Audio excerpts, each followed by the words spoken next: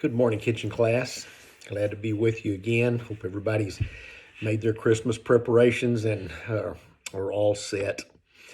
Uh, let's remember those that we can't be with during Christmas, especially Gary Busby. Thanks so much to Jay Taggart for going and visiting him and giving him greetings from on all our behalf.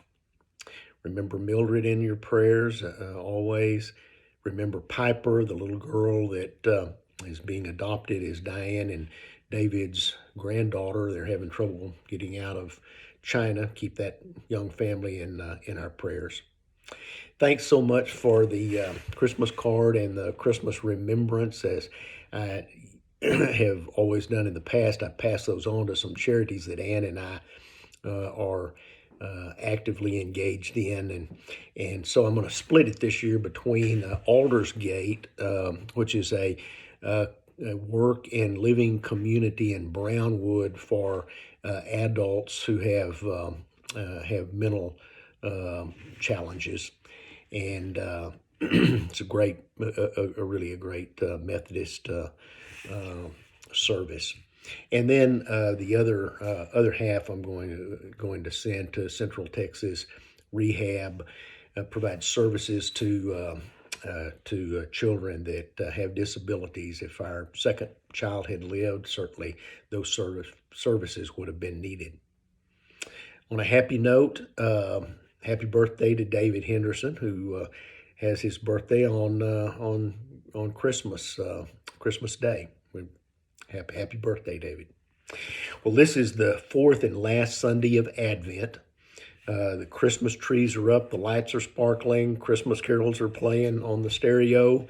If you've got something old enough to call a stereo, Christmas is upon us.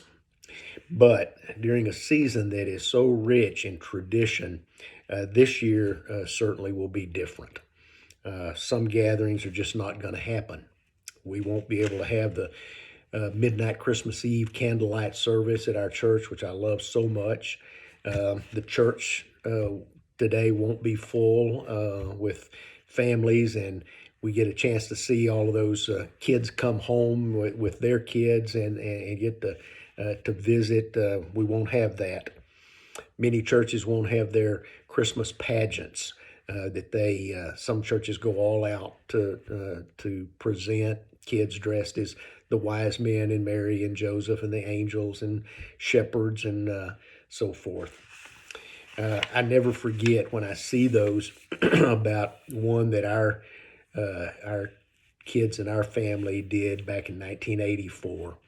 It was right at the midpoint between the birth of Andrew and Andrew's death. He was a little infant, and he was drafted to play the part of baby Jesus by our son Will, who played Joseph. He was about 7 years old at the time, I guess. Anyway, just at the time that it came to sing Away in the Manger for the aunts and the grandmothers and all the assembled family, Joseph brought baby Jesus up to Anne, handed him off, and announced to everyone, Jesus pooped in his pants. But it's a reminder that Jesus was fully human.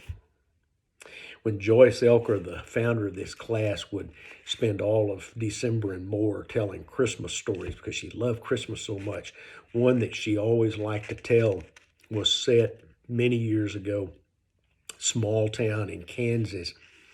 And it was a nativity pageant, a community-wide pageant in that little town.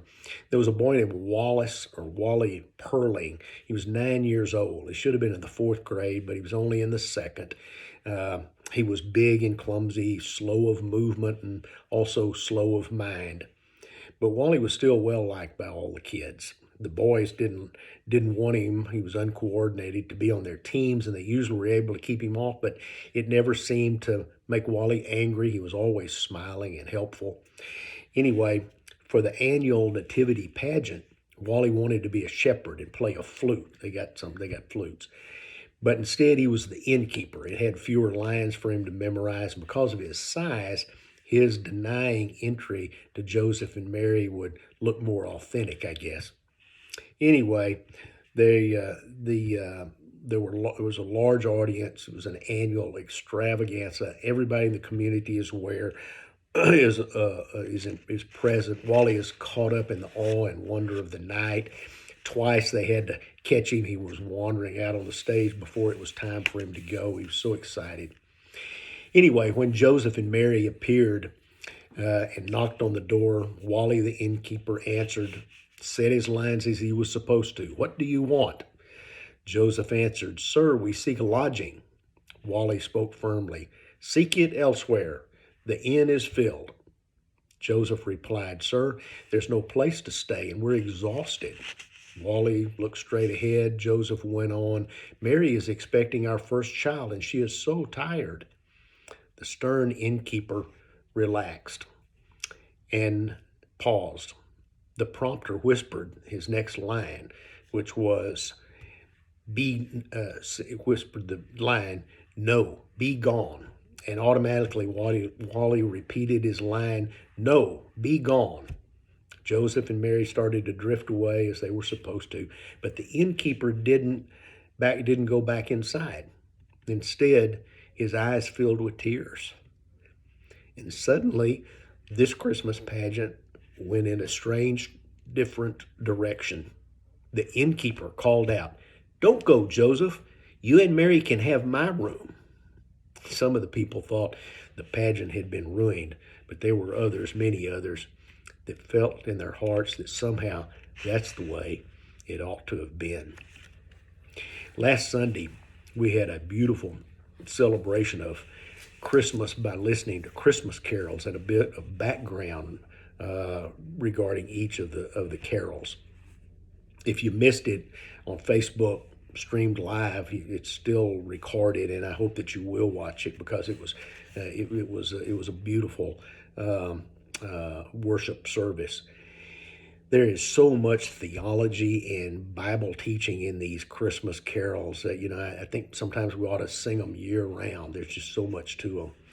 But they almost all draw on this nativity scene that we see in the pageants. I was reminded of one of my favorite, and I guess it is my favorite carol, "O Holy Night." That wasn't one that we had last Sunday. I noticed that it wasn't there. But the story of O Holy Night is interesting, and I thought about it last Sunday.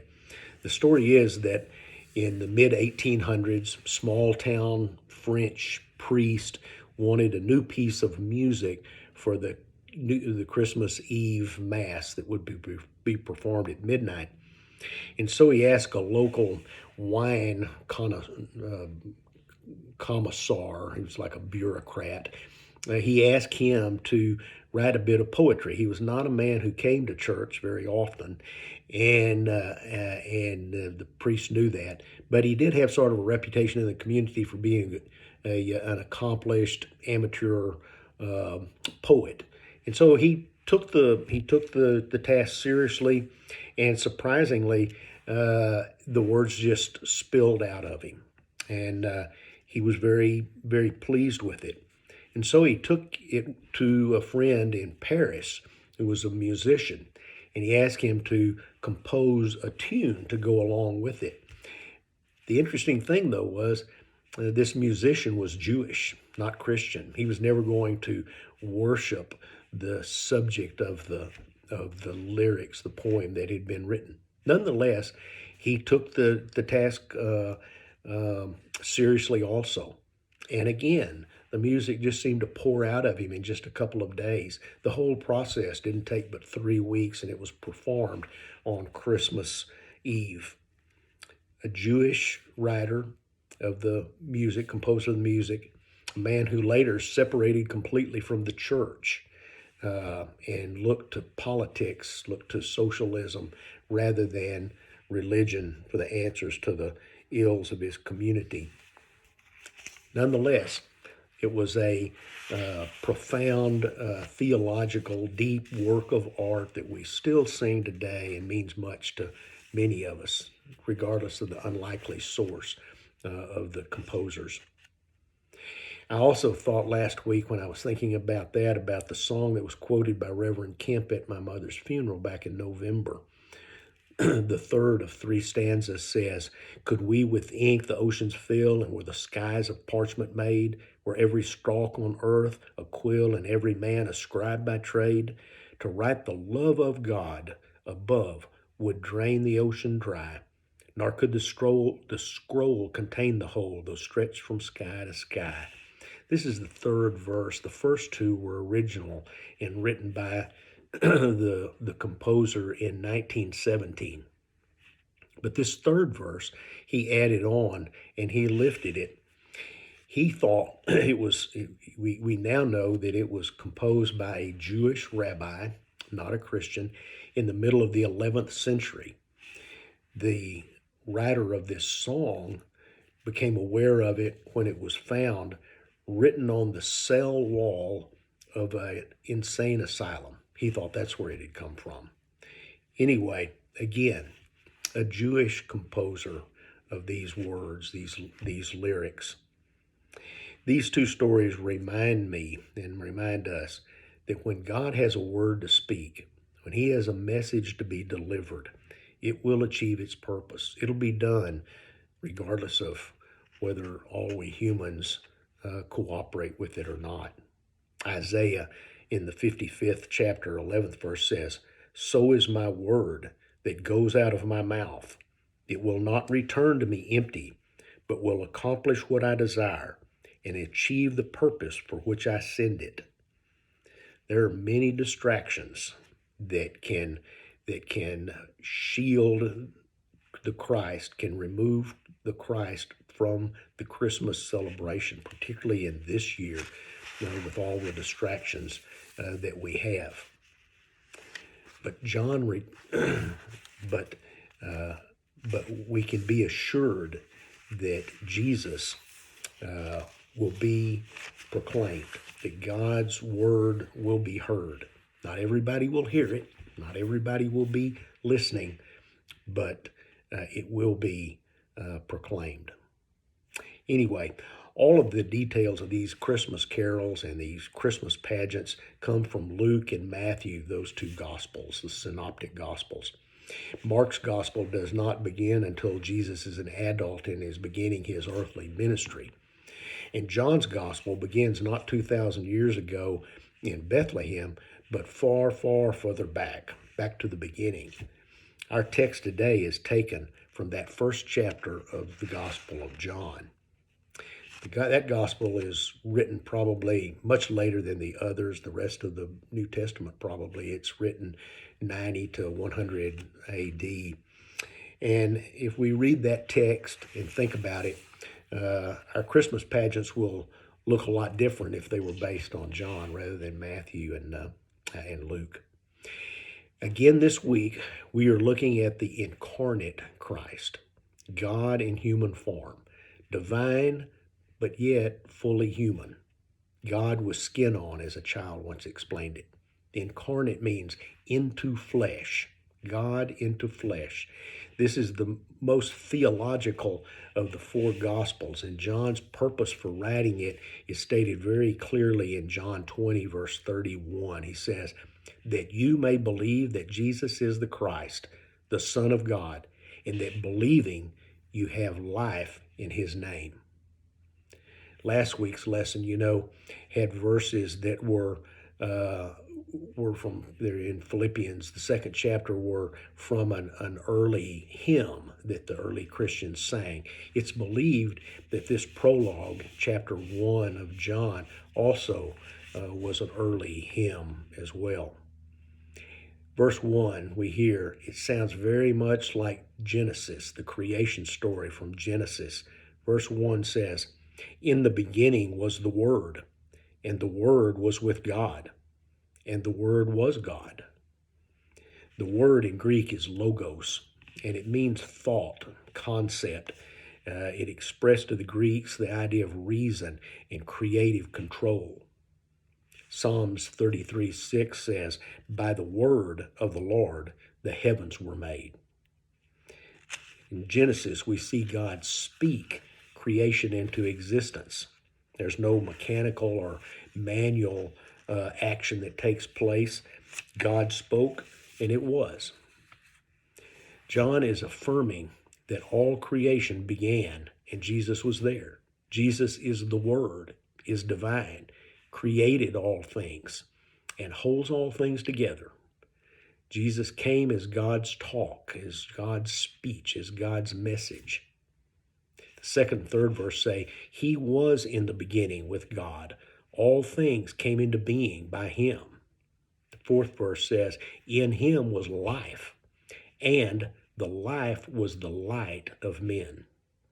The fifth verse says, And the light shines in the darkness, and the darkness did not comprehend it, or some translations say, did not extinguish it. One theologian wrote, Darkness is not a thing, it's the absence of something. Darkness is the absence of light. No matter how vast the space, a lit match destroys the dark around it. You know, of course, we love these nativity stories, but the Bible also invites us to soar into these sort of higher thoughts that John expresses in his gospel, and see what God has done in Christ, the incarnation of Jesus, the Word made flesh. It redefines life itself, and it changes the creation understanding that we have forever. The ninth verse says that there was the true light, which coming into the world enlightens every man. It's not saying that every man is automatically redeemed. That's by faith. But it is saying that the light is available to all of mankind.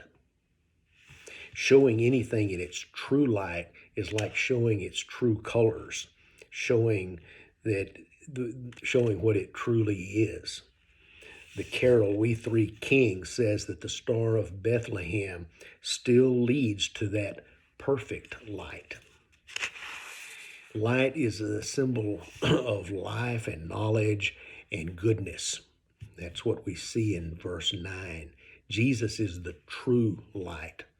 True here is from a very potent Greek word that means something equal in every possible respect, sharing the same nature and reality.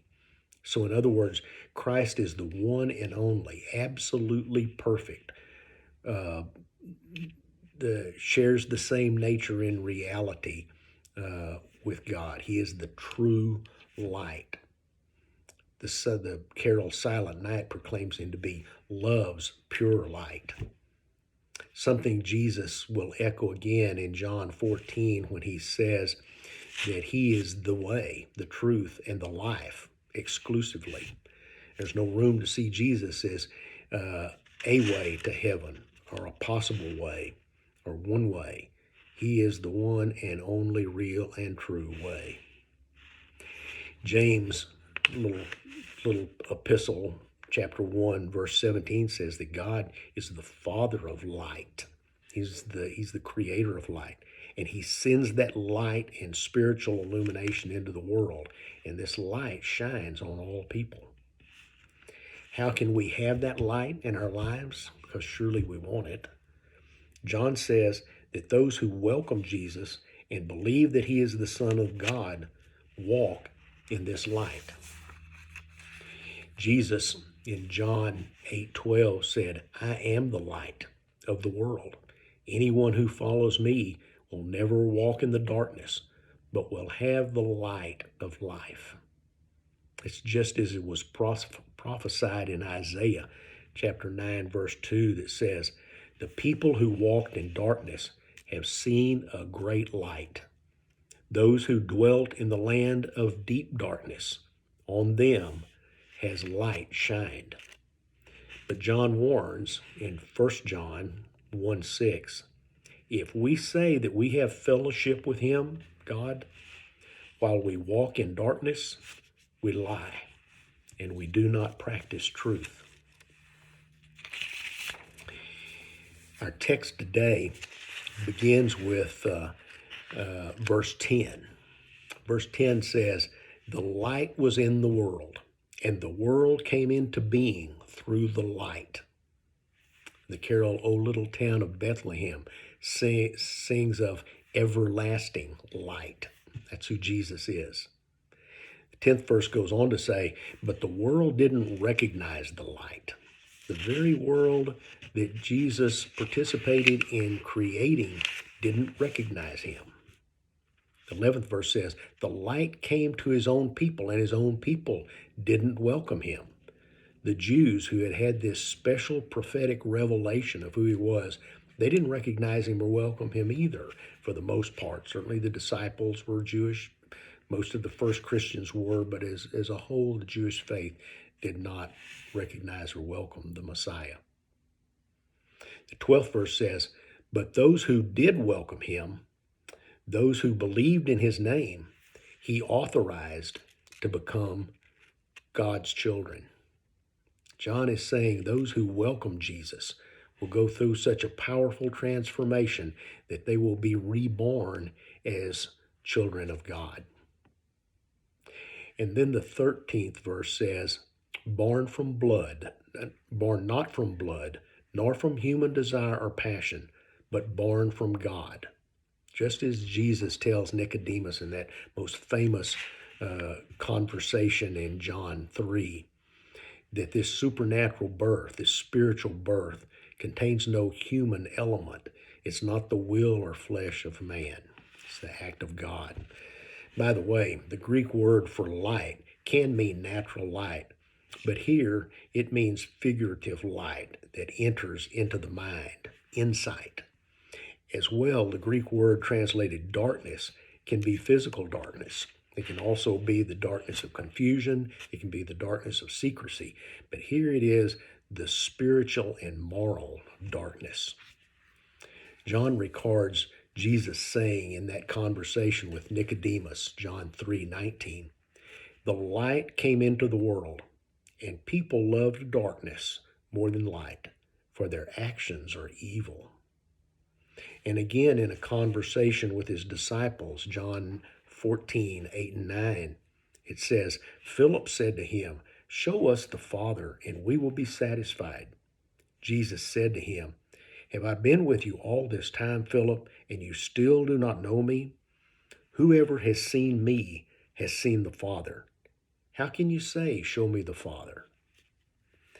John in our text is saying that the great problem in the world is that the world did not expect Jesus, and so they didn't recognize him. They didn't recognize Jesus, and they didn't welcome Jesus. Jesus was and still is often met with hostility and indifference. We started this lesson with the story of young Wally portraying the innkeeper in Bethlehem, who told Joseph there's no room in the inn. You know, I suspect that you're like me and you think, if I'd been there and I'd been that innkeeper, it would have been as Wally expressed. It would have been me saying, come, take my room. I'll make room for you, Joseph and Mary. I'd made room for Jesus. But the truth is that after 2,000 years, for many, many people, there still is no room for Jesus. You look at our culture and it looks as if there's no room for Jesus. The reason for the crowded inns of our life today are much the same as they were 2,000 years ago. One of the main reasons is that there's no room for him is just the fact that we're not expecting him. He may not look like we expect that he will. And that happened at his birth continued to occur throughout his earthly life. Mark says that when he returned to his hometown in Nazareth, he was not able to do any mighty works there. Why? Because the people of Nazareth didn't expect him. They didn't expect anything of Jesus. They failed to recognize who he was when he came. They were looking for a conquering hero riding on the clouds of the sky to come and do war against their oppressors, the Roman Empire.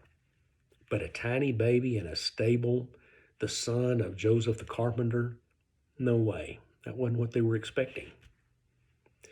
But the big reason then and now that there's not room in human hearts for the Christ in Christmas is that he wasn't wanted, and he's still not by many. You know, we always find and make room for what's truly important to us. but there is subliminally within us the knowledge that if we make room for Jesus, something else has to go. And sometimes it's just easier to say, there's no room. The song we sing, Joy to the World, says, let every heart prepare him room. Let every heart prepare him room. That ought to be the goal of each of us every Christmas, is to make sure that we make room for Jesus in all that busyness. Joyce liked to tell a story about keeping a sharp lookout so that you'll see the Jesus that is in the Christ that's in Christmas. The story she liked to tell was about the cobbler, old Conrad. He was a man who almost missed Christ's coming. He had a dream, a particularly vivid dream, in which Jesus appeared and announced that he was going to come the next day, Christmas Eve, and be his guest. Excitedly, old Conrad awoke, and he strewn the floor with fir boughs. He washed the walls down. He put holly in the rafters. He made every preparation. He set out honey and milk and a wheaten loaf of bread to share with Jesus when he came.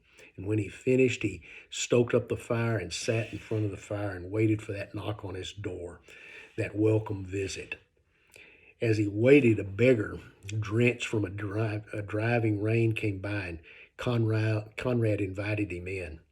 When he was warmed by the fire, he realized he had virtually no shoes, and he gave him a pair of shoes as he went on his way when the rain stopped. A short time later, an old woman stopped by to rest. She could just barely make it down the street. Conrad gave her the loaf of bread because he could tell that she hadn't anything to eat in quite some time. But the day was slipping away. Old Conrad wondered if somehow he had misunderstood. And then suddenly he heard the cry of a child outside his door. He went and looked, and it was a little girl. She had wandered off and gotten lost, and she was forlorn. He dried the little girl's tears and gave her the milk that was in the blue pitcher, and soon she was smiling and happy again. Old Conrad took her home, and her mother certainly was frantic with fear. But the sun was going down. The day was almost coming to a close. Old Conrad whispered to himself, Lord, did you forget? And softly there in the twilight, a voice was heard. I kept my word. 3 times I came to your door. I was the beggar without shoes, the old woman, gray and tired, the little child lost and alone. And then it was that Conrad remembered the words from St. Matthew's Gospel that he had read the night before. As you did it for one of the least of these, you did it to me. It's a reminder, the story is a reminder that we should be awake and stay alert and not be so busy preparing for Christmas that we miss the Christ who comes in it. Well, that brings us to verse 14 in our text. And this is really the climax of the text. It's impossible to overstate the importance of this verse 14 to John's gospel and to our Christian faith. It says, the Word became flesh and made its home among us. We have seen his glory, glory like that of a Father's only Son, full of grace and truth. This whole account of John's first chapter reference to creation and to incarnation is captured in a modern Christian song. It creates a word picture in our mind that expresses all of this. It says, on the balcony of space stepped a pure and holy God, and in awesome solitude he stood alone, not one faint star to give him light, just endless rolling blackest night. But somehow, through all the darkness, he could see. He saw mountains high and lofty. He saw valleys lush and green. He saw babbling brooks, wildflowers grow, even heard a robin sing. But he felt a strange compassion, as close to love as pain can be. And standing out there in his tomorrows, he saw me. He saw me in his likeness. He saw me just like him, pure, clean, and holy, spotless, white within. But he saw me bound in heavy chains and longed to set me free.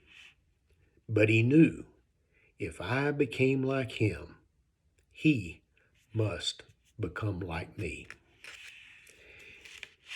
That song ends with, Jesus paid it all to him I owe. Sin had left a crimson stain, he washed it white as snow. Jesus is fully human, but not merely human. Jesus is the Word and light of God made flesh.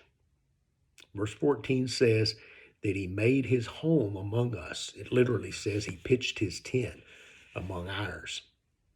The Message paraphrase says he moved into the neighborhood. It also says that we have seen his glory. In the Old Testament, glory refers to the undisguised presence of God. John is saying that God's presence can be seen in the person of Jesus and his death, resurrection, and ascension. Going on, verse 15 refers to John the Baptist as a witness to Jesus, and we too are called to be witnesses, as the old spiritual says, to go tell it on the mountain. And then our last verse, verse 18, says, no one has ever seen God. God, the only Son, who is at the Father's side, has made God known. Hark the Herald Angels Sing expresses it this way.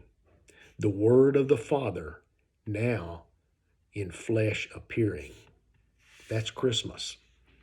This is the wonderful, joyous news for all people that the angels announced to the shepherds on that night that Jesus was born.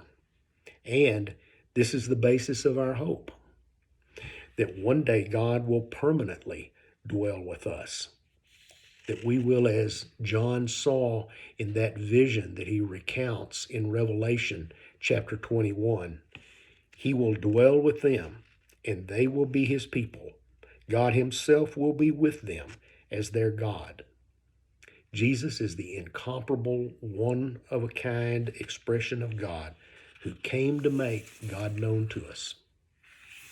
Today, as we celebrate Christmas, let's celebrate and remember that God has done something extraordinary in becoming flesh and making a home among us. Jesus' birth is not just a sweet story about a cute baby who was born many, many years ago in a stable in Bethlehem. It's the very inbreaking of God into the world. The Creator has walked among the creation in the person of Jesus, and we have seen his glory.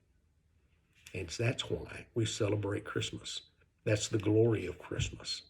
And all Christians in it say, Amen.